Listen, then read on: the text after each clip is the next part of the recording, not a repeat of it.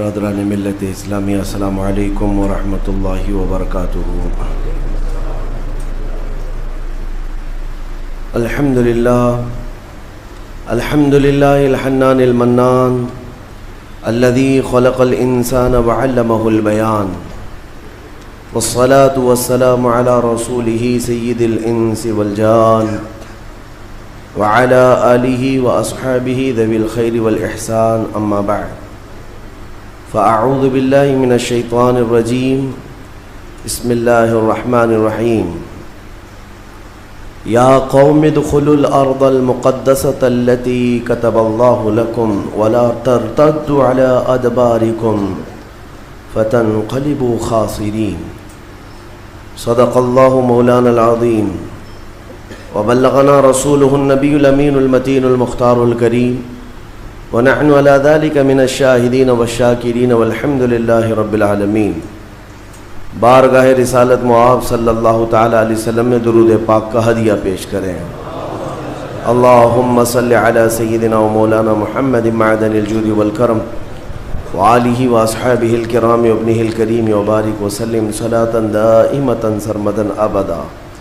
عزیزان گرامی وقار، آج جمعۃ الوداع ہے، رمضان المبارک کا یہ آخری جمعہ۔ آج کے دن بے حساب لوگوں کی مغفرت ہوتی ہے۔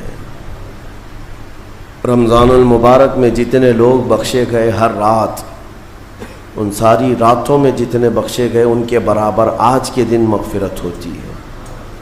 اور اللہ کے ملائکہ زمین پر اترتے ہیں مومنین سے مصافحہ کرنے کے لیے۔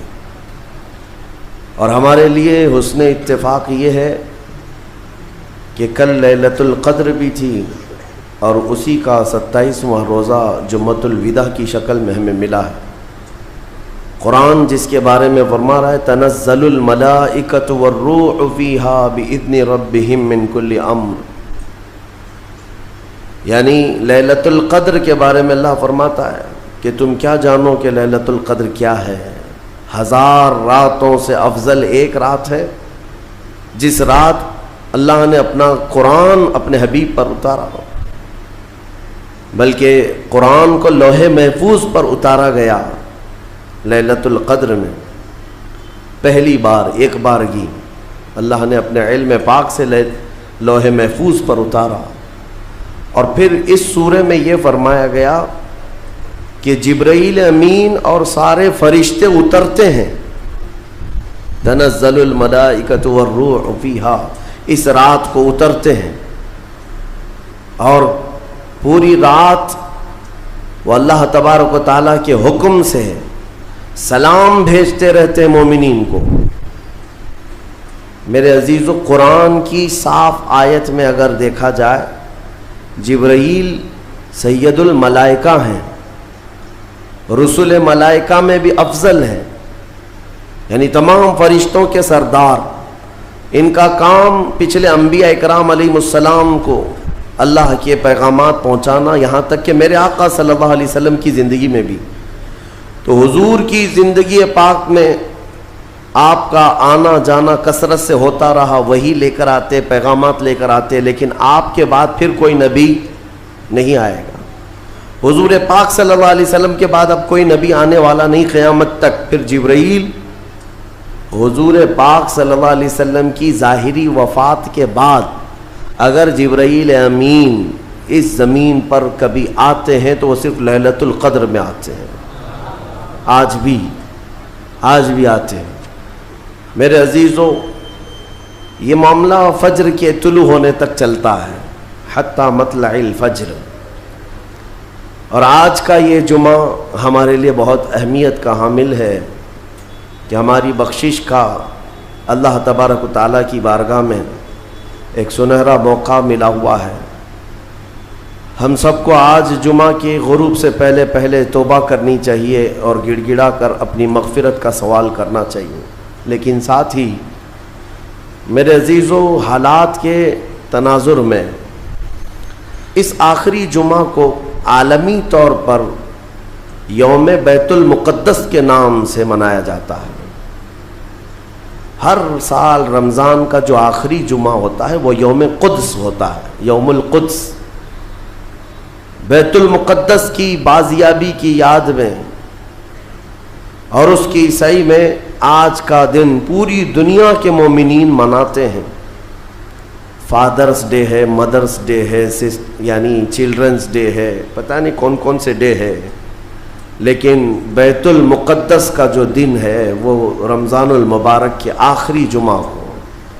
میرے عزیزو, آج مجھے بیت المقدس کے سلسلے میں آپ کو کچھ بیداری لانے کی ضرورت ہے. آپ یہ اگر سمجھتے ہو کہ ان سے ہمارا کیا تعلق ہے, وہ فلسطین کی بستی میں ہے, ہم یہاں ہندوستان میں ہیں. پوری دنیا کے مسلمانوں کا تعلق بیت المقدس سے ہے حدیث رسول کے مطابق, اور آپ کو وہاں کے حالات یوں سمجھ لیں کہ ایسی ہے کہ وہاں بخار چڑھے گا تو پوری کائنات کے مومنین میں بخار آنا ہے. وہاں کے حالات جو بھی تبدیل ہوں گے اس کا اثر پوری دنیا کے مومنین پر ہونا ہے. ہمارا رشتہ وہاں سے مضبوطی کے ساتھ جڑا ہے. وہ انبیاء کی سرزمین ہے. حضور پاک صلی اللہ تعالی علیہ وسلم کی کئی حدیثیں فلسطین اور بیت المقدس کو لے کر کے جو قیامت کے قریب ہونے والی ہیں, وہ بشارتیں بھی ہیں. میں تھوڑی سی تاریخ آپ کے سامنے رکھوں میرے عزیزو. آج وہ بیت المقدس جو مومنین کا قبلہ اول رہا, 17 مہینے تک میرے آقا صلی اللہ علیہ وسلم خود بیت المقدس کی طرف منہ کر کے نماز پڑھتے رہے. پھر مدینہ طیبہ میں بیت المقدس کی بجائے قبلہ تحویل ہو گیا خانہ کعبہ کی طرف. اس بیت المقدس میں روایات کے مطابق 30,000 کے قریب انبیاء اکرام علیہ السلام آرام فرما ہے. 30,000 کے قریب انبیاء اکرام وہاں پر دفن ہیں. اور قرآن جس کے بارے میں کہتا ہے الذی بارکنا حولہ, سبحان الذی اسری بعبدہ لیلا من المسجد الحرام الی المسجد الاقصی الذی بارکنا حولہ. پاک ہے وہ ذات جس نے اپنے بندے خاص کو, اپنے نبی کو سفر کرایا معراج کا, مسجد حرم سے مسجد اقصی تک. مسجد اقصی کا ذکر آیا ہے 15ویں پارے کے شروع میں, اور مسجد اقصی تک سفر کرایا. کون سی مسجد؟ اللہ فرماتا الذی بارکنا حولہ, جس کے ارد گرد ہم نے برکتیں رکھی ہیں, جس کے ارد گرد برکتیں رکھی ہیں. آپ یہ سوچ رہے ہیں کہ بیت المقدس کو جاننا کیوں ضروری ہے؟ یہی سوال حضور پاک صلی اللہ تعالی علیہ وسلم کی زوجہ مطہرہ, ہم مومنوں کی ماں سیدہ میمونہ رضی اللہ تعالی عنہا نے عرض کیا تھا, افتنا یا نبی اللہ عن بیت المقدس, یا رسول اللہ صلی اللہ تعالی علیہ وسلم فی بیت المقدس, بیت المقدس کے بارے میں آپ ہمیں کچھ ارشاد فرمائیں. وہ کیا ہے, ہمارے لیے کتنی اہمیت کا حامل ہے بیت المقدس؟ نبی پاک صلی اللہ تعالی علیہ وسلم نے فرمایا انہو ارض المحشر والمنشر, وہ زمین تمام لوگوں کے حشر کی جگہ ہے. محشر قائم ہونے کی جگہ فرمایا میرے آقا نے. سب کے جمع ہونے کا سب سے آخری جس زمین پر سارے لوگ جمع کیے جائیں گے وہ بیت المقدس کی زمین ہوگی. حضرت میمونہ نے پوچھا یا رسول اللہ صلی اللہ تعالی علیہ وسلم, اس کے متعلق کوئی فضیلت؟ فرماتے ہیں میرے آقا صلی اللہ علیہ وسلم من احل بحجۃ او بعمرۃ من المسجد الاقصی الى المسجد الحرم غفر اللہ له ما تقدم من ذنبه او وجبت له الجنہ او کما قال رسول اللہ صلی اللہ علیہ وسلم. میرے آقا فرماتے ہیں جس نے مسجد اقصی بیت المقدس سے عمرے کا یا حج کا احرام باندھا اور مسجد اقصی سے مسجد حرم تک آیا, عمرہ کیا یا حج کیا, جو کچھ بھی پچھلے زندگی میں کیا تھا اللہ سب معاف فرمائے گا. اور روایت میں یہ بھی وجبت لہ الجنہ, اس کے لیے جنت واجب ہو جائے گی. اس سفر کے بارے میں اب سنو, سب کی استطاعت تو نہیں ہے. حضرت بی بی میمونہ نے یہی سوال کیا کہ جس کی طاقت نہ ہو میرے آقا وہ کیا کرے, بیت المقدس نہیں جا سکتا, سنو، اگر اس کی اہمیت سارے مسلمانوں کے لیے نہ ہوتی تو میرے آقا صلی اللہ علیہ وسلم یہ نہیں فرماتے وَمَن لَّمْ يَسْتَطِعْ فَلْيَهْدِ زَيْتَهُ. حضور صلی اللہ علیہ وسلم فرماتے ہیں اگر کسی کی طاقت نہیں ہے تو وہ تھوڑا تیل تو اس کے پاس ہو سکتا ہے، وہ تیل ہدیہ کر کے بیت المقدس بھیجے، تاکہ بیت المقدس میں تمہارے بھیجے ہوئے تیل سے اگر چراغ بھی جلایا گیا یہ ثواب اس کو بھی ملے گا، عمرے کا ثواب ملے گا. یہ حدیث پاک میں ہے کہ اگر تمہارے یہاں سے ہدیہ کیے ہوئے بھیجے ہوئے تیل کو بیت المقدس میں کسی نے چراغ میں روشن کیا تو فرمایا گیا اس کے برابر اسے بھی ثواب ملے گا. یہ یوں ہی نہیں میں عرض کر رہا ہوں میرے عزیزوں، اس کی اہمیت کا اندازہ آپ کو ہونا چاہیے. اور قیامت قریب کیسے آئے گی اس کے متعلق بھی حالات یہی میرے آقا نے فرمایا عمران بیت المقدس خراب یثرب وخراب یثرب فتح قسطنطینیہ وفتح قسطنطینیہ ظہور الملحمہ وظہور الملحمہ خروج الدجال او کما قال النبی صلی اللہ علیہ وسلم. یہ سیدنا معاذ بن جبل رضی اللہ تعالیٰ عنہ سے روایت حدیث ہے. میرے آقا فرماتے ہیں بیت المقدس آباد کر دیا جائے گا اور مدینہ ویران کر دیا جائے گا. مدینے کی ویرانی بیت المقدس کی آبادی ہوگی. بیت المقدس کے ارد گرد بڑی بڑی عمارتیں بن جائیں گی، آبادیاں بڑھ جائیں گی. اور مدینے کی ویرانی وہ کس طرح کی ویرانی وہ اللہ کے حبیب صلی اللہ تعالیٰ علیہ وسلم ہی بہتر جانتے ہیں. مدینہ زادہ اللہ شرفا و تعظیما، وہ ہمارے دلوں کی دھڑکن ہے، وہ ہمارے آنکھوں کا سرور ہے. اور پھر آگے میرے آقا فرماتے ہیں پھر مدینے کی ویرانی قسطنطنیہ کے فتح کا سبب ہو جائے گی. قسطنطنیہ استنبول کو کہتے ہیں جو ترکی کا شہر ہے. حضور پاک صلی اللہ علیہ وسلم نے فرمایا مومنین اس کو فتح کر لیں گے. اور قسطنطنیہ کا فتح ہونا نہیں بلکہ اس سے پہلے ملحمۃ الکبریٰ ایک بہت بڑی جنگ ہوگی دنیا میں. اس سے بڑی جنگ نہ کبھی پہلے ہوئی تھی نہ بعد میں ہوگی. یہ کس کے درمیان؟ مومنین اور کفار و مشرکین کے بیچ.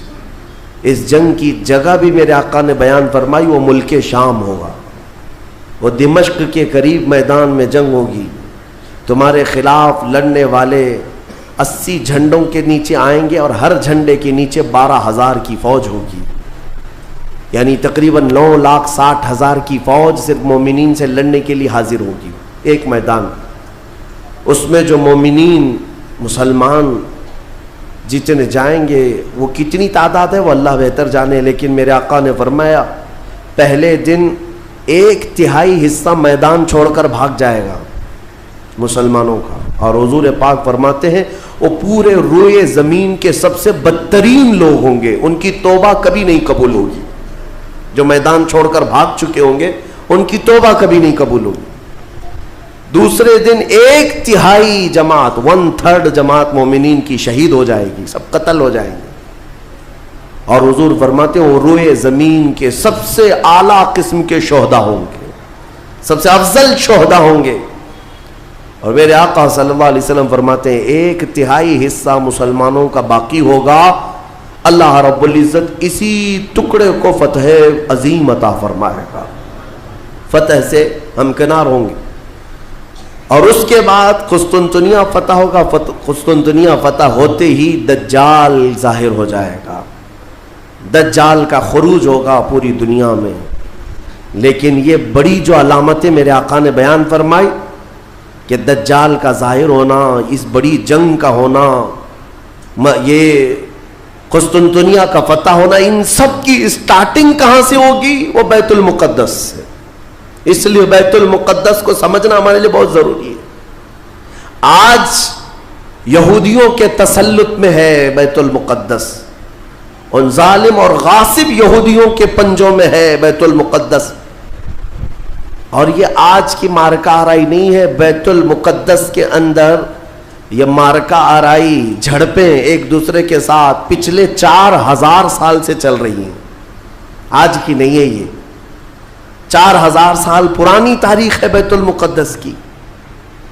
اور بیت المقدس جو آج فلسطین کی سرزمین پر واقع ہے، جس شہر میں وہ واقع ہے اس کو یروشلم کہتے ہیں.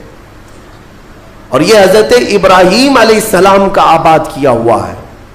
سیدنا ابراہیم علیہ السلام عراق کے رہنے والے تھے. عراق کے دریائے فرات کے قریب ایک چھوٹی سی بستی تھی بابل کے قریب.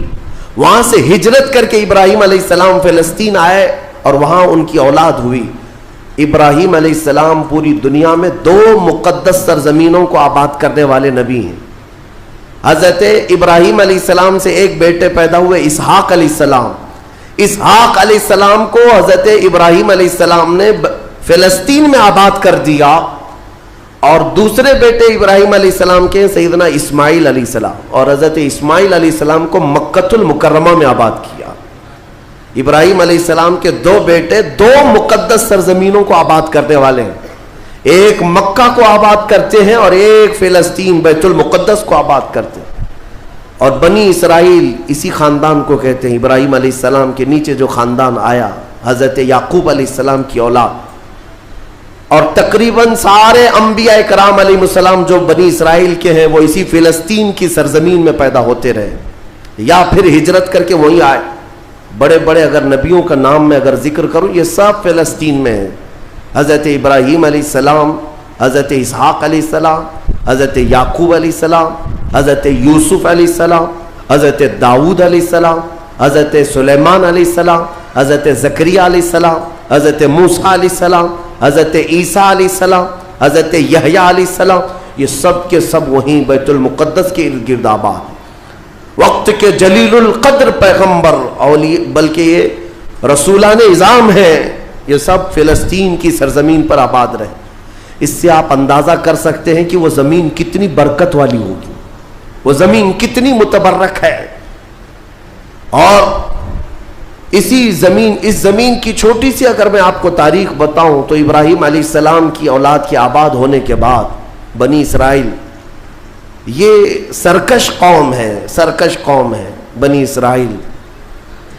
یہ ادھر ادھر بھاگ کر چلے گئے، فلسطین میں آباد نہیں رہے، برسوں بھاگے پھرتے رہے.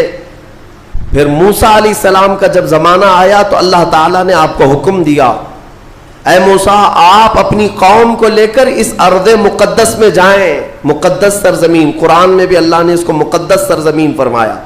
یا قوم ادخلوا الارض المقدسہ.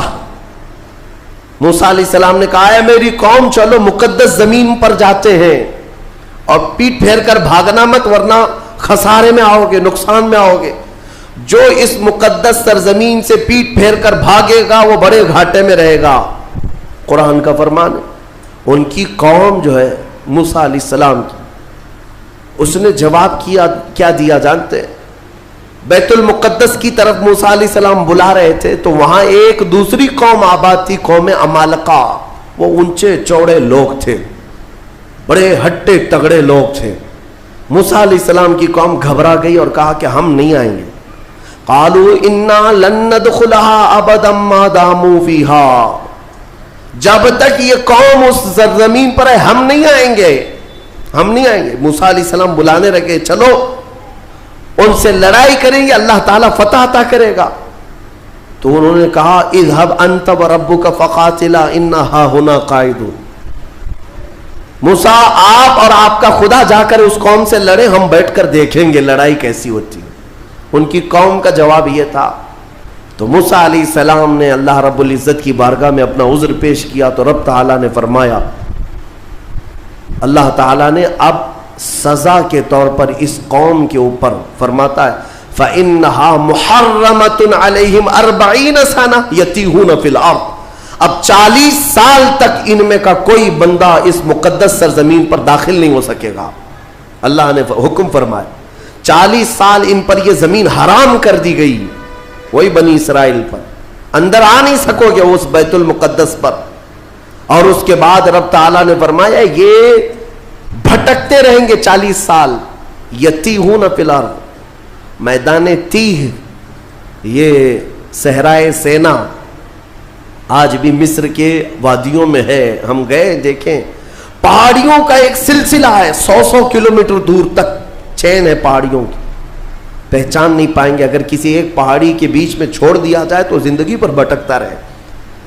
تو اس بنی اسرائیل کو ان پہاڑیوں کے بیچ میں چھوڑ دیا گیا، ان کو راستہ نہیں ملتا تھا. کب تک؟ 40 سال تک راستہ نہیں ملا، بھٹکتے رہے. وہ ان پہاڑیوں سے باہر آ ہی نہیں پاتے. ایک پہاڑ کراس کرتے سامنے سیم دوسرا پہاڑ نظر آتا، اس کو کراس کرتے تیسرا بھی سیم ویسا ہی نظر آتا. 40 سال گزر گئے بھٹکتے ہوئے. پھر موسیٰ علیہ السلام کی بھی وفات ہو گئی، ہارون علیہ السلام کی بھی وفات ہو گئی. اب یہ جتنے نافرمان تھے یہ مر گئے.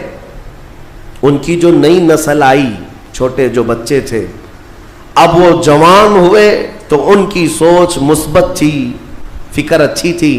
اس وقت اس بنی اسرائیل کے نبی یوشع بن نون تھے، حضرت موسیٰ علیہ السلام کے خادم بھی رہے، یہ اللہ کے نبی تھے. انہوں نے اپنی قوم کو اکٹھا کیا اور سب کے دلوں میں پھر بات ڈالی، آج سے 40 سال پہلے تمہارے باپ داداؤں پر بیت المقدس کی سرزمین حرام کر دی گئی تھی، اب چلو. تو انہوں نے کہا قوم عمالقہ اب بھی ہے، وہاں پر لڑائی ہوگی. انہوں نے کہا چلو میں تمہارے ساتھ ہوں.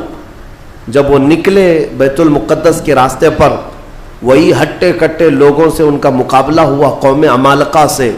صرف دوپہر سے عصر کے درمیان وہ پوری قوم شکست کھا کر بھاگ گئی اور اللہ نے بیت المقدس بنی اسرائیل کو عطا فرمایا. اللہ کے حکم پر اگر چل کر کے دیکھا ہوتا، یہیں بیٹھ کر کے ارے وہ بڑے تگڑے لوگ ہیں، اونچے لوگ ہیں، یہ بنی اسرائیل کی عادت ہے. پھر اللہ رب العزت نے انہیں وہاں پر قرار دیا. بیت المقدس یہ یہودی کہلا ہے، یہودی ایمان والے یہودی تھے جو بیت المقدس میں آباد تھے، برسوں تک رہے. اس کے بعد پھر حضرت عیسیٰ علیہ السلام کا ظہور ہوا، آپ کی ولادت ہوئی. عیسیٰ علیہ السلام کے ساتھ ان یہودیوں نے بڑی بدتمیزیاں کی ہیں، ان کے قتل کا بھی منصوبہ بنایا، ان کی ماں پر الزام لگائے. یہودی بڑی بدماش قوم، اور انہوں نے تقریباً 10,000 نبیوں کو قتل کیا ہے. اللہ کے نبیوں کو قتل کرتے تھے. اب اللہ رب العزت نے قرآن میں جن کے بارے میں فرمایا غضب اللہ علیہم، اللہ کا ان پر غضب ہے، اللہ کا ان پر غضب ہے، آج بھی غضب ہے. تھوڑے دن ان کے ازدہار کے آتے ہیں، ترقی کے آتے ہیں، تو دنیا کو ایسا لگتا ہے پوری دنیا کے بادشاہ یہی ہیں. پھر رب تبارک و تعالیٰ انہیں اوندھے منہ پھر گراتا ہے. ذلت ان کا ساتھ قیامت تک نہیں چھوڑے گی، قیامت تک نہیں. انہوں نے انبیاء کا قتل کیا اور بیت المقدس میں آباد رہے. تو پھر ایک بادشاہ ایسا آیا عراق کا، بخت نصر نام تھا، وہ آ کر کے بیت المقدس پر ایسا حملہ کیا کہ اس نے ہزاروں یہودیوں کو قتل کیا اور بیت المقدس کی عمارتیں توڑ پھوڑ کر رکھ دی. جو حضرت سلیمان علیہ السلام کے زمانے میں عمارت بنی تھی بیت المقدس کی. ہاں یہ بھی میں بتا دوں اس کی تاریخ کیا ہے. حضرت سلیمان علیہ السلام بادشاہ تھے، اللہ تعالیٰ نے حکم دیا کہ تم تعمیر کرو. تو بیت المقدس جب تعمیر کرنے لگے تو کس کی مدد سے؟ جنات کی مدد سے آپ تعمیر کر رہے تھے. سارے جنات کو کام پر لگا دیا تھا اور سارے جن صبح شام دوپہر کام پر لگے تھے اور مسجد بنا رہے تھے بیت المقدس. اور اتفاق ایسا کہ حضرت سلیمان علیہ السلام سے وہ خوب خوف کھایا کرتے تھے. جب تک آپ کھڑے رہتے کام کرتے، اگر سلیمان علیہ السلام چلے جاتے تو سب بھاگ جاتے تھے، کام چھوڑ کر بھاگ جاتے تھے. تو سلیمان علیہ السلام اپنا عصا لے کر کے کھڑے رہے اور کام کرانے لگے. اب اتفاق ایسا ہوا کہ سلیمان علیہ السلام دن میں بھی نہیں جا رہے، رات میں بھی نہیں جا رہے، کھڑے ہی کھڑے ہیں اور دن رات ان کا کام چالو ہے. لیکن ہوا یہ تھا کہ سلیمان علیہ السلام کی وفات ہو چکی تھی. کھڑے کھڑے آپ کا انتقال ہوا ہے حضرت سلیمان علیہ السلام کا، اور اپنے عصا کے سہارے کھڑے رہ گئے. انتقال کے بعد بھی یہ صرف اور صرف نبوت کی شان ہے، یہ صرف نبیوں کی شان ہے. قرآن میں ہے، اللہ تعالیٰ نے فرمایا فلما تبینت الجن، جنات کو کب معلوم ہوا پتہ ہے؟ دیمک نے حضرت سلیمان علیہ السلام کی لکڑی کو کھا لیا. یہ جو عصا تھا دیمک کھا گئی. دیمک کھانے کی وجہ سے لکڑی ٹوٹی تو لکڑی ٹوٹنے کے بعد حضرت سلیمان علیہ السلام زمین پر آ گرے. تب جنات کو پتا چلا ان کا تو کب کے انتقال ہو چکا ہے, اور اس وقت تک بیت المقدس کی تعمیر ہو چکی تھی. جس کو روایات میں ہیکل سلیمانی بھی کہا گیا ہے. بیت المقدس, ہیکل سلیمانی, یہ الگ الگ ووادت جو معاملات ہیں, میں اس کو پھر کبھی عرض کرتا ہوں. یہ تعمیر مکمل ہوئی اور وہی یہودیوں کے لیے مقدس جگہ, اور بخت نصر نے جس کو توڑا وہی ہیکل سلیمانی تھا. اور اس کے نیچے بہت ساری ان کی مقدس کتابیں جس سے جادو کرتے تھے وہ سب دفن کر دی گئیں. سلیمان علیہ السلام کی کرسی وہ بھی دفن کر دی گئی. آج بھی یہ یہودی جو کھدائی کر رہے ہیں اسی کرسی کو تلاش کرنے کے لیے, اپنی باقیات وہ جادو کی کتابیں تلاش کرنے کے لیے آج بھی یہ کھدائی کر رہے ہیں بیت المقدس کے ارد گرد. اور یہ جو تھرڈ ٹیمپل کہتے ہیں, تیسرا مندر تعمیر ہونا ہے, وہ تھرڈ ٹیمپل کا مطلب یہی ہیکل سلیمانی کو انہیں بنانا ہے, بیت المقدس کو ہدم کر کے, منہدم کر کے. یہ جو مسجد اقصی ہے اس کو ختم کر کے انہیں وہاں پر تھرڈ ٹیمپل بنانا ہے, یہ ان کا خواب ہے. یہودی وہاں سے قتل ہوئے, عیسائیوں کا قبضہ آیا. عیسائی تقریباً 300 سال تک آباد رہے. پھر ایک بادشاہ آیا, ایران کا بادشاہ تھا خسرو, اس نے بدلہ لیا اور اس کے بعد یہودیوں کو پھر سے آباد کیا. پھر اس کے بعد ٹائٹس نام کا ایک عیسائی بادشاہ آیا, اس نے پھر دوبارہ بیت المقدس پہ حملہ کیا. اس نے قریب 1 لاکھ کے قریب یہودیوں کو پھر قتل کیا. یہ قتل کون کر رہا ہے؟ عیسائی یہودی, اور دہشت گرد کوئی اور ہے. ہاں, پہلے زمانے کے دہشت گرد ہیں یہ, پرانے دہشت گرد. ایک ساتھ جینوسائڈ کرنا, جو نسل کشی کرنا, یہ یا تو عیسائیوں کا کام ہے یا یہودیوں کا کام ہے. ان کو قبضہ ملتا تھا تو ان کو مارتے, ان کو قبضہ ملتا تو ان کو مارتے. ٹائٹس نے پورا تباہ کر دیا. پھر بیت المقدس میں اس نے غلاظت ڈال دی, کچرے ڈال دیے. بہت کچھ برباد کرنے کے بعد یہودی وہاں سے نکل گئے. پھر میرے عزیزو, وہ عیسائیوں کا تسلط ویسا ہی برقرار رہا. کب تک؟ جب تک سیدنا عمر ابن خطاب کا زمانہ آ گیا. اسلام کا یہ فتوحات کا سلسلہ تھا. میرے آقا کے غلام جس طرف جا رہے تھے زمینیں ان کے قدموں میں آ رہی تھی. یہ وہ دور تھا. تو حضرت عمر نے بھیجا کہ اب فلسطین کی طرف بھی ہمارے مجاہدین جائیں گے. اور وہاں عیسائی تھے, پوری دنیا کی خبر تو رکھتے تھے کہ کیا کیا ہو رہا ہے. رسول پاک صلی اللہ علیہ وسلم کے غلاموں سے لڑنے کی طاقت سب کے پاس نہیں. تو انہوں نے کہا کہ ہم لڑائی نہیں کریں گے, آپ آ جاؤ, آپ کے حوالے پورا بیت المقدس کر دیں. حضرت عمر کو خود ہی دعوت دے کر کے بلا لیا. اور جانتے ہیں ان عیسائیوں کی خباثت, یہ بڑے نرم دکھتے. اس وقت قبۃ الصخرہ جس کو آپ ڈوم آف راک کہتے ہیں, یہ یلو کلر کا جو گنبد نظر آتا ہے, یہودی اس کو بڑا مقدس سمجھتے ہیں, بڑا مقدس. اس پر عیسائیوں نے پورے لوگوں کی غلاظتیں کچرے ڈال کر کے رکھے تھے. اس زمانے میں کوئی دوسرا گنبد تھا وہاں پر, یہ تو پھر اموی خلیفہ کے زمانے میں یلو کلر کا پھر سے بنایا گیا. لیکن اس زمانے میں کچرا ڈال کر کے رکھتے تھے عیسائی, یہودیوں کو جلانے کے لیے. یہودیوں کی وہ مقدس جگہ ہے. پھر حضرت عمر فاروق رضی اللہ تعالیٰ جب تشریف لائے تو جانتے ہیں کس شان سے آئے تھے. سیدنا عمر فاروق مدینہ طیبہ سے نکل کر کے اپنے ایک تنہا غلام کے ساتھ بیت المقدس گئے, کوئی فوج لے کر نہیں گئے. اور وہ بھی ایسے کہ غلام کے ساتھ باری لگا لیا ہے, 1 میل میں گھوڑے پر بیٹھوں گا, 1 میل تو گھوڑے پہ بیٹھے گا. سفر میں 1 میل حضرت عمر بیٹھتے تھے گھوڑے پر, غلام رسی پکڑ کر چلتا تھا. 1 میل غلام بیٹھتا تھا, عمر فاروق رسی پکڑ کر چلتے تھے. دنیا کا اقتدار میرے آقا کے غلاموں نے یوں نہیں حاصل کیا, انہوں نے خود ہی کو فنا کر دیا تھا میرے آقا کی محبت میں. اور اتفاق ایسے کہ فلسطین جب پہنچے تو باری غلام کے بیٹھنے کی تھی. حضرت عمر رسی پکڑ کر کے بیت المقدس میں آ رہے ہیں تو لوگ جو نئے لوگ تھے, عیسائی تھے, وہ سب جھپٹ پڑے امیر المومنین مسلمانوں کے، جن سے کیسر و کسریٰ بھی کانپتے ہیں، گھوڑے پر تشریف لا رہے ہیں، تو سب ان کے استقبال کے لیے تھے. جو غلام تھا حضرت ابو عبیدہ بن جراح جو صحابی تھے، انہوں نے چیخ کر کے کہا لوگوں گھوڑے پر بیٹھا ہوا امیر المومنین نہیں، رسی پکڑا ہوا امیر المومنین.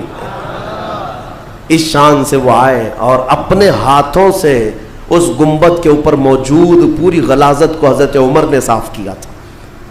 بیت المقدس کے ارد گرد جتنا کچرا تھا اپنے ہاتھوں سے صاف کیا، اور پھر وہاں پر اذان کی آواز گونجی. سیدنا عمر فاروق رضی اللہ تعالیٰ عنہ نے ظہر کی نماز وہاں پڑھائی اور عام خطبہ دیا، سارے لوگوں کو جمع کر کے کہا اب گھبرانے کی ضرورت نہیں، اس ارض مقدس میں اسلام آ چکا ہے. جو عیسائی جو یہودی خوشی سے رہنا چاہے اس پر کوئی زور زبردستی نہیں، وہ اس ارض مقدس میں اقلیتوں کے اعتبار سے رہ سکتا ہے، اسے امن و امان دیا جائے گا، کسی کی عبادت گاہ نہیں توڑی جائے گی. میرے عزیزو، یہ اسلام کا احسان ہے. آج بھی جا کر کے دیکھیں فلسطین میں حضرت عمر کی سلطنت یعنی خلافت آنے کے باوجود بھی سب سے پرانا جو چرچ ہے عیسائیوں کا وہ آج بھی فلسطین میں باقی ہے، بیت المقدس کے قریب. حضرت عمر نے منع کیا کہ ان کی عبادت گاہ کو ہاتھ نہیں لگایا جائے گا، توڑا نہیں جائے گا. سب کو امان دیا گیا ہے، سب کو امان دیا گیا ہے.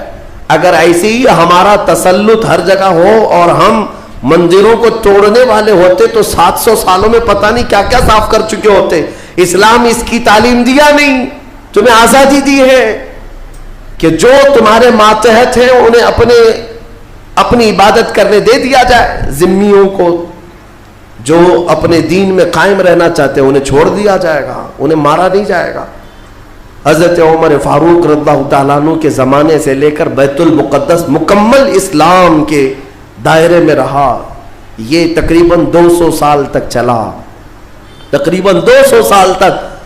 پھر خلفاء جو آئے، فاطمی خلفاء، عباسی خلفاء، سلجوقی خلفاء، جو خلیفے تھے آپس میں ہی لڑ مر رہے تھے دولت کے لیے، پیسے کے لیے، علاقے کے لیے.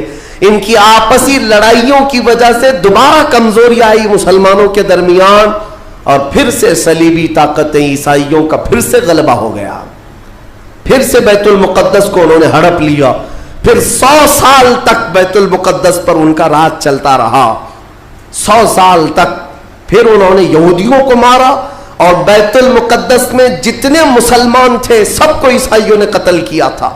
مسلمانوں کے خون کو فلسطین میں ایسا بہایا گیا تھا کہ لوگ چلتے تھے تو ہر ایک کا پیر خون سے بھیگ جاتا تھا، سڑکوں پر خون بہتا تھا انسانوں کا. عیسائیوں نے یہ قتل عام کیا تھا. 200 سال حضرت عمر فاروق رضی اللہ تعالیٰ عنہ کے فتح کے بعد، پھر 100 سال ظلم جبر استبداد کے بعد، پھر وہ وقت آیا کہ جب مولا تعالیٰ نے صلاح الدین ایوبی کو پیدا فرمایا. اور صلاح الدین جیسا جرنیل ہم نے تاریخ میں دیکھا نہیں. وہ عاشق رسول تھا، فنا فی الرسول تھا، زندگی سب وقف کر دیا تھا بیت المقدس کے نام پر. تقریباً 18 سال تک جنگلوں، بیابانوں، ویرانوں میں بھٹکتے رہے اپنی فوج کو لے کر. کتنوں سے مقابلہ کیا، اپنوں سے بھی غیروں سے بھی، کیونکہ جماعت کے غدار منافقین سے آپ کا بڑا مقابلہ ہوا ہے. سب سے زیادہ تکلیفیں حضرت صلاح الدین ایوبی کو یہ وہ ٹکڑے ٹکڑے جو بادشاہ ہوا کرتے تھے اور خلیفے بنے ہوئے تھے ان سے تھا، کیونکہ وہ عیاش تھے، اپنے حرم کو دنیا سے آباد کیے ہوئے تھے. صلاح الدین کو قتل کرنے کے منصوبے تک بنے، 4 بار جانی حملے ہوئے، پھر بھی اللہ جسے بچانا چاہے. صلاح الدین کا وہ دن بھی آ گیا جب 12,000 کی فوج لے کر 4 لاکھ صلیبیوں سے تنہا لڑ رہا تھا. کوئی مقابلہ ہو سکتا ہے؟ سوچو ذرا تاریخ میں. یہ میں اپنی لکھی ہوئی بات نہیں کر رہا ہوں، ایک انگریز تاریخ دان ہے، اس نے خود کتاب میں لکھا ہے کہ تاریخ کا ایک عجوبہ ہم نے دیکھا ہے کہ 4 لاکھ صلیبی عیسائی ایک جگہ تھے، پورا روم، یورپ سب مرایا ہے، اور مقابل میں صرف اور صرف ایک سپہ سالار صلاح الدین 12,000 کا فوج لے کر آیا. 12,000. وجہ یہ ہے میرے عزیزوں 4 لاکھ وہ لائے ہوں گے کھانے پینے والے, لوٹنے کھسوٹنے والے, لیکن صلاح الدین کے ساتھ جو 12,000 تھے وہ جان کا ہدیہ گنبد خضرا میں پیش کرنے والے تھے. ان عاشقوں کی جماعت تھی, اور اللہ تعالیٰ نے صلاح الدین ایوبی کو فتح عطا فرمائی, پھر سے پرچم اسلام لہرایا. میرے عزیزوں یہ تاریخ تھی 6 صدی ہجری کی, اب یہ 15ویں صدی آ گئی ہے. 6 صدی ہجری سے لے کر بیت المقدس اذانوں سے گونجتا رہا, نمازوں سے آباد رہا, مومنین کا وہاں پر جمع غفیر رہا, لاکھوں کی تعداد میں لوگوں کا آنا جانا چلتا رہا, بلکہ بڑے بڑے جید علماء صالحین وہاں پر آباد ہوئے.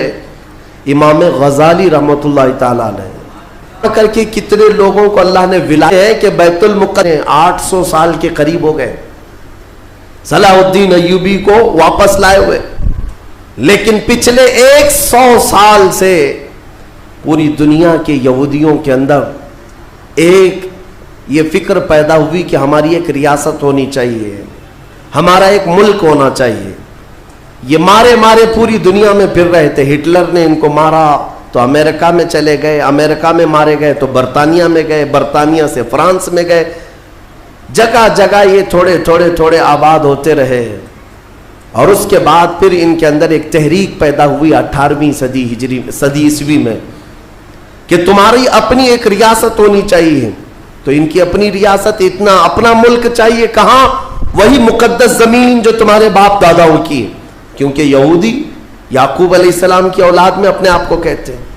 تو اس سرزمین پر جانے کے لیے کوششیں کرتے رہے, لیکن فلسطین اس زمانے میں خلافت عثمانیہ کا حصہ تھی جو ترکی کے بادشاہ تھے.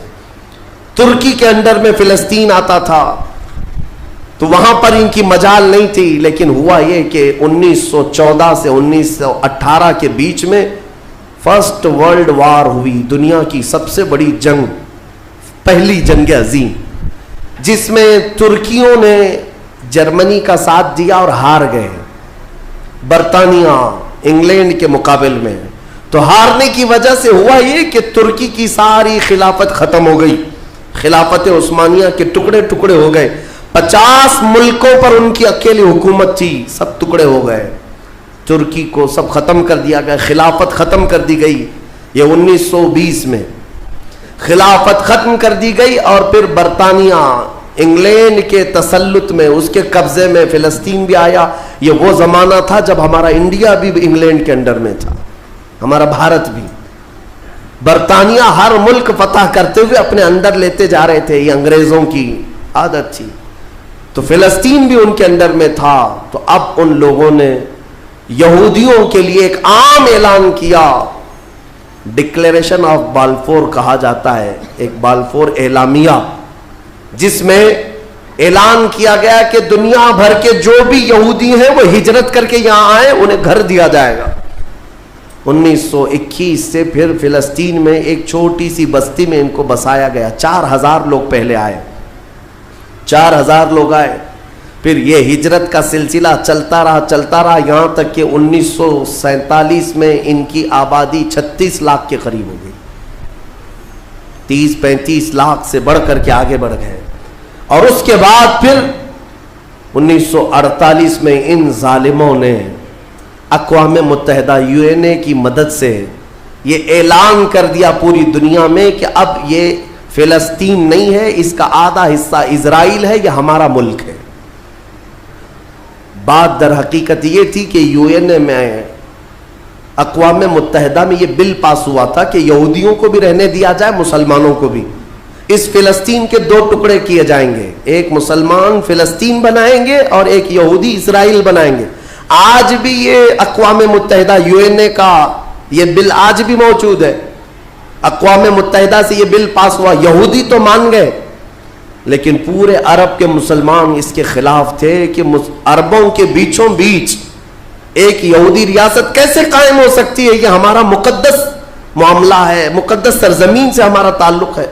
احتجاج کرتے رہے لیکن ان یہودیوں نے مال کے ذریعے, عورتوں کے ذریعے سارے عرب ملکوں کے جو بادشاہ تھے ان تک اپنا تسلط جما لیا. کئی ایسے عرب بادشاہ ہیں جن کی بیویاں یہودی ہیں، ان کے گھروں تک یہ پہنچ گئے اور ان کو ایسا نیوٹرل کر دیا کہ اب وہ فلسطین کے بارے میں بات نہ کریں۔ ہوا یہ کہ اسرائیل تو بن گیا لیکن آج تک فلسطین نہیں بن سکا۔ فلسطین کا وجود دنیا نہیں دکھاتی، گوگل میں چیک کرو تو نہیں بتاتا، فلسطین کوئی جگہ نہیں۔ میرے عزیزو، ہر 10 سال پر یہ زمین کو ہڑپتے ہڑپتے ہڑپتے آج پورا وہ ارض مقدس جس کو فلسطین کہا جاتا ہے 90% یہودیوں کے قبضے میں آ گیا۔ اقوام متحدہ سے یہ بھی بل پاس ہوا تھا کہ آدھا کر لیا جائے، اسرائیل ایک ریاست، فلسطین ایک ریاست، لیکن بیت المقدس جو ہے مسجد اقصی وہ دونوں کے انڈر میں نہیں رہے گی، یہ اقوام متحدہ کے انڈر میں، یہ خود مختار رہے، کیونکہ یہاں یہودیوں کا بھی تعلق ہے، عیسائیوں کا بھی ہے، مسلمانوں کا ہے، سب کو یہاں آنا جانے کی اجازت رہے گی، کسی کے انڈر میں نہیں رہے گا۔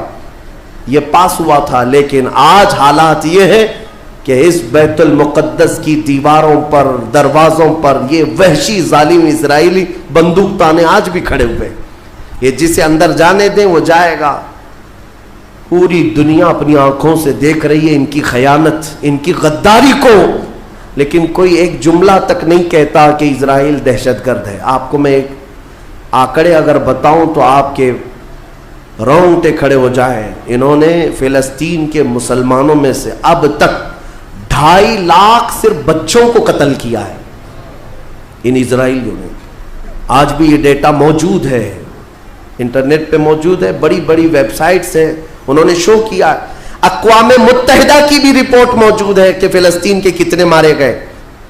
ان دونوں کی جنگ میں 24 لوگ اگر مارے جاتے ہیں تو 23 فلسطینی ہوتے ہیں، ایک اسرائیلی ہوتا ہے۔ پھر بھی دہشت گرد فلسطین ہے، آتنکواد فلسطین ہے۔ میرے عزیزو، یہ دنیا جو دوہرا کھیل کھیل رہی ہے اس کو کون بتائے گا آخر؟ وہاں جمعہ کی نماز پڑھنے کے لیے مومنین آج بھی جاتے ہیں، ان پر گولیاں برسا دی جاتی ہیں، لیکن ان جیال مسلمانوں کو ہزاروں سلام جو تلواروں کے سائے میں بھی میرے مولا کی عبادت خشوع و خضوع سے کرتے۔ میں خود گیا اور دیکھا ہوں، چھوٹے سے بچے، 6 سال کے، 8 سال کے بچے ملنے کے لیے آتے ہیں اور یہ پورے اسلحے میں لیس فوجی کھڑے رہتے ہیں۔ چھوٹا سا بچہ ان کی گن کو یوں گھماتا ہے اور مسجد میں اندر آتا ہے، ایسا لگتا ہے جیسے وہ کھلونے کو پکڑ رہا ہے۔ میرے عزیزو، یہ بھی حدیث پاک کے ذریعے سے میں بتاتا ہوں۔ میرے آقا صلی اللہ علیہ وسلم فرماتے ہیں میری امت کا ایک حصہ قیامت تک باطل سے لڑتا رہے گا، قیامت تک باطل سے لڑتا رہے گا، اور ان کی مخالفت کرنے والوں کا ان پر کچھ بھی اثر نہیں ہوگا، اور دنیا میں کوئی بلا بھی پھیلے تو اس جماعت پر کچھ اثر نہیں ہوگا۔ صحابہ نے پوچھا یا رسول اللہ آپ کی امت کا وہ حصہ کون ہے؟ میرے آقا فرماتے ہیں بیت المقدس کے آس پاس رہنے والے مومنین کی جماعت ہے۔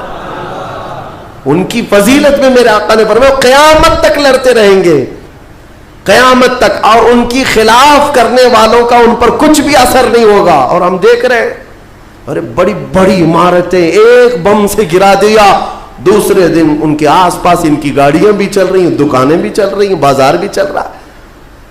کل رات کو فائرنگ ہوئی، 50 لوگ بیت المقدس سے اٹھا کر کے لاشیں لے گئے، دوسرے دن جا کر کے دیکھے تو عصر کے بعد عورتیں اپنے بچوں کے ساتھ روٹیاں سینڈوچ کھاتی ہوئی بیٹھی ہوئی ہیں۔ مطلب یہ ہے کہ نہ موت کا ان کے اندر خوف ہے، نہ ظالموں کے تسلط کا ڈر ہے۔ ہاں یہ بھی اللہ تعالیٰ کی طرف سے ہوتا ہے کہ مولا جب کسی کا دل کشادہ کرے تو بڑے بڑے پہاڑوں سے بھی انہیں ڈر نہیں لگتا۔ اور ایک حدیث میرے آقا صلی اللہ علیہ وسلم نے فرمایا کہ سید البقاع بیت المقدس، سید الصخرۃ صخرۃ بیت المقدس، حضور نے فرمایا پوری روئے زمین کا سردار جو حصہ ہے وہ بیت المقدس کا حصہ، سردار حصہ، اور گنبدوں میں اگر سردار گنبد ہے تو بیت المقدس کا گنبد ہے، یہ میرے آقا نے فرمایا۔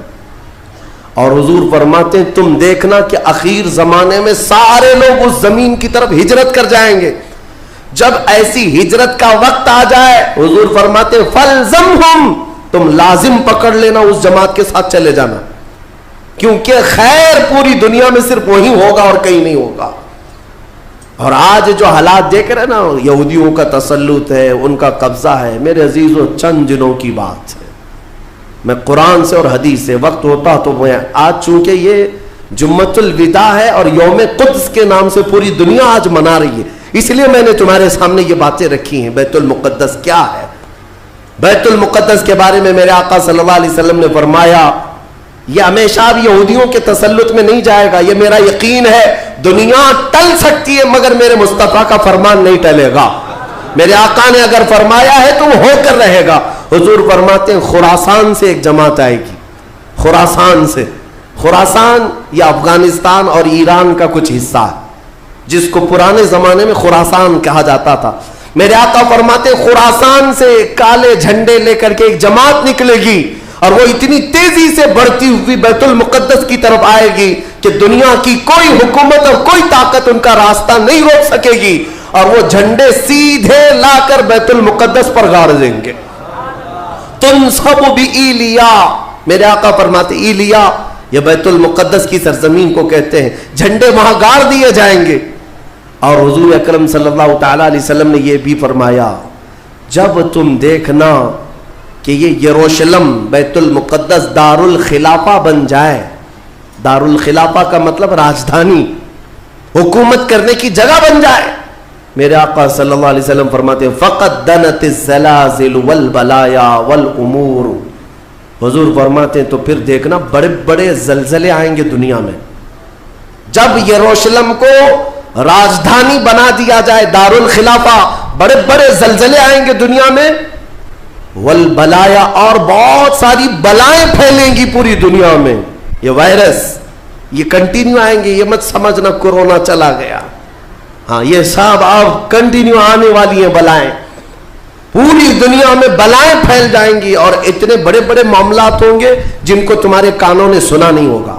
حضور نے فرمایا، اور یہ دار الخلافہ سے کیا مراد ہے؟ محدثین نے اس میں الگ الگ بحثیں کی ہیں، لیکن میں آپ کو بتاؤں 2017 میں، ابھی 3-4 سال پہلے کی بات ہے، 5 سال پہلے، ان یہودیوں نے اپنی راجدھانی ڈکلیئر کر دی، یروشلم ہے، بیت المقدس ہماری راجدھانی ہے، اور سارے سفارت خانے جتنے بھی ایمبیسی ہیں انہوں نے سب وہاں پر منتقل کرنا شروع کر دیا، اور بیت المقدس کی سرزمین کو اپنا کیپٹل سٹی بنانے کا اعلان کر چکے۔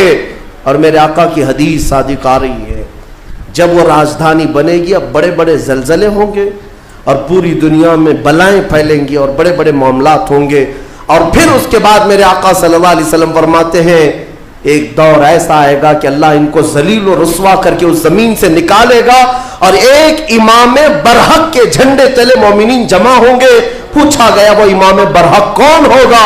میرے آقا فرماتے ہیں وہ میری اولاد میں سے ہوگا، اس کا نام میرے نام پر ہوگا، اس کے باپ کا نام میرے باپ کے نام پر ہوگا، اور اللہ اس کو امام مہدی کی شکل میں بھیجے گا۔ ہاں یہ زمانہ بہت قریب آ چکا، یہ زمانہ بہت قریب آ چکا۔ میں بارگاہ رب العزت میں آج جمعۃ الوداع میں یہی دعا کرتا ہوں کہ مولا اگر زندگی کی سانسیں باقی ہیں تو امام مہدی کی فوج میں ہمیں جگہ عطا فرما، ان کے جھنڈے تلے مولا ہمیں امن و امان عطا فرما دے، دنیا سے ظالموں کے چنگل سے مولا ایمان والوں کو آزادی عطا فرما، کفار و مشرکین کے تسلط سے مومنین کو آزاد فرما دے۔ کہ کب یہ دجال ظاہر ہوگا، کب یہ مسیحا ان کا آئے گا؟ یہ ہمارا مسیحا نہیں، دجال یہودیوں کے لیے ہو سکتا ہے مسیحا، ہمارے لیے وہ سب سے بڑا فتنہ ہے۔ اس کی آخری علامتوں میں یہ بتایا گیا ہے کہ جو عبادت خانہ تمہارا ختم کر دیا گیا ہے وہ عبادت خانہ جب تعمیر ہوگا تو تمہارا مسیحا آسمان سے اتر جائے گا۔ یہ عیسائیوں کی کتاب میں ہے، تو آسمان سے اترنے کا ذکر عیسیٰ علیہ السلام کے لیے ہو سکتا ہے، لیکن دجال کے آنے کا ذکر کہیں یہ نہیں آیا ہے کہ وہ آسمان سے آئے گا کہ زمین سے آئے گا، البتہ اتنا ہے کہ وہ ظاہر ہوگا۔ اب وہ کیا ہے عبادت خانہ جو ان کا توڑا گیا؟ یہ بڑی لمبی تاریخ ہے۔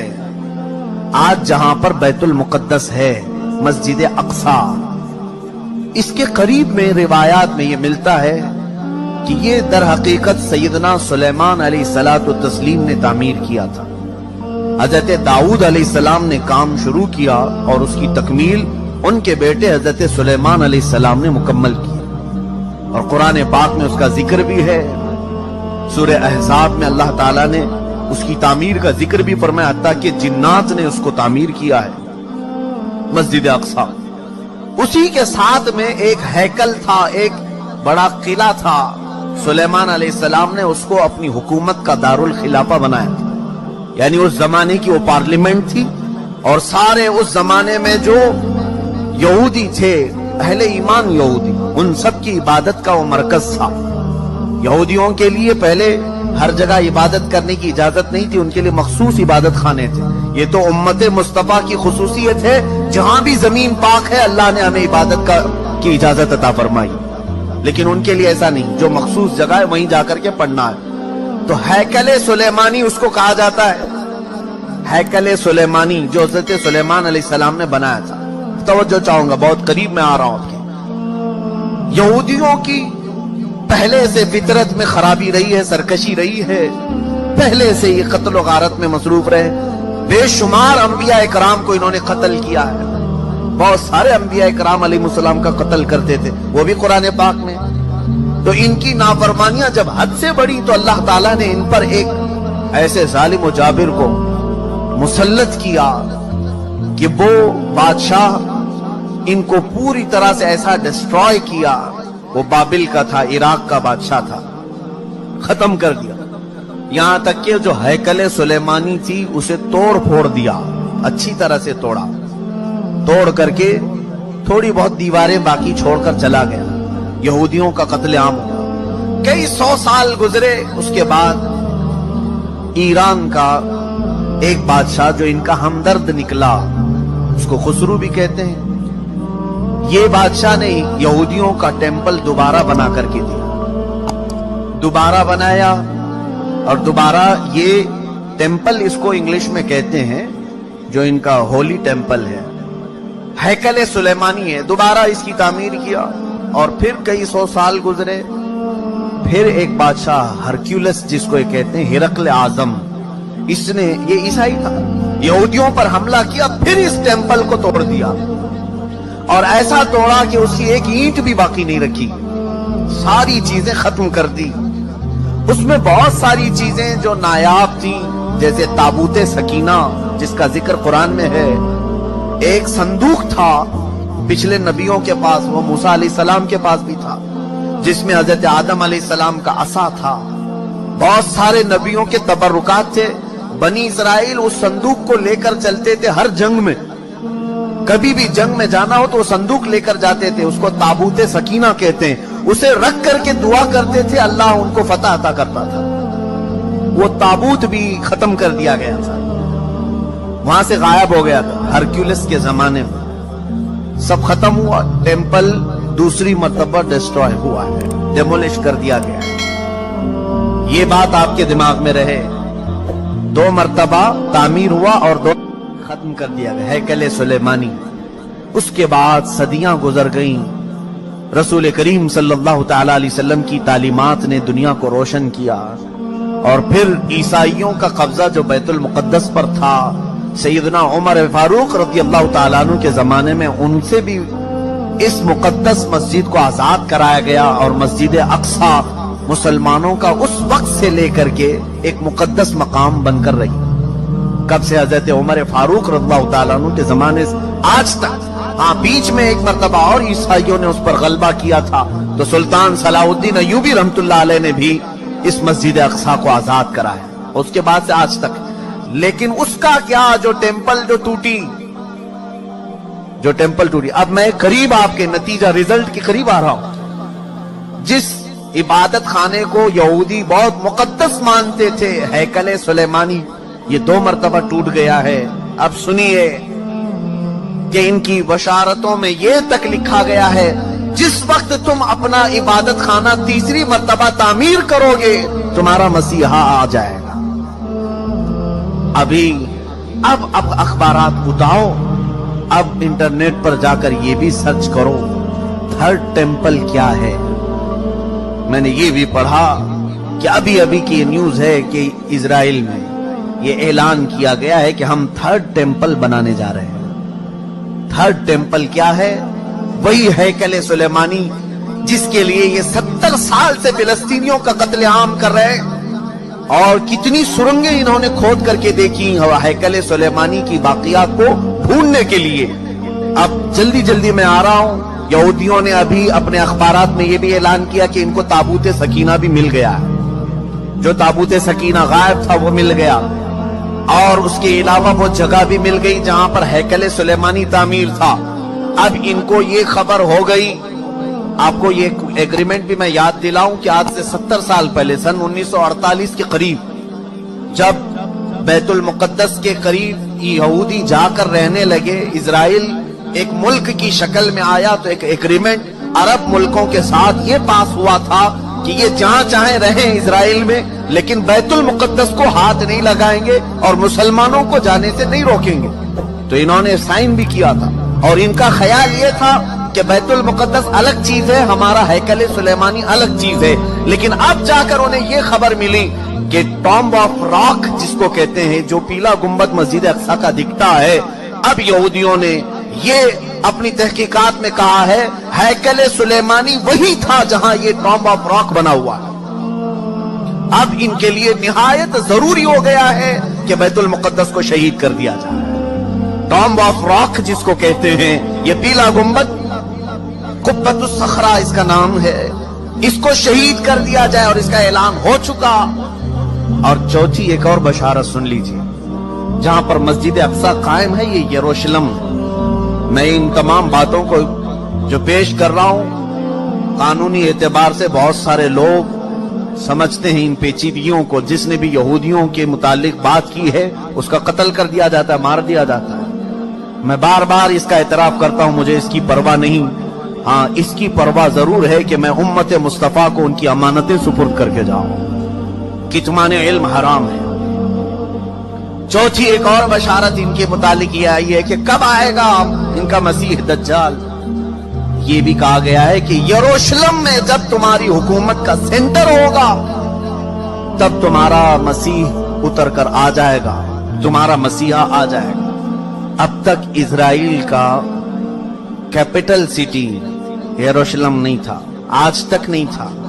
اور آپ کو ابھی پچھلے سال پتہ چلا ہوگا، امریکہ کے صدر ٹرمپ نے یہ اعلان کیا کہ میں امریکن ایمبیسی یروشلم منتقل کر رہا ہوں۔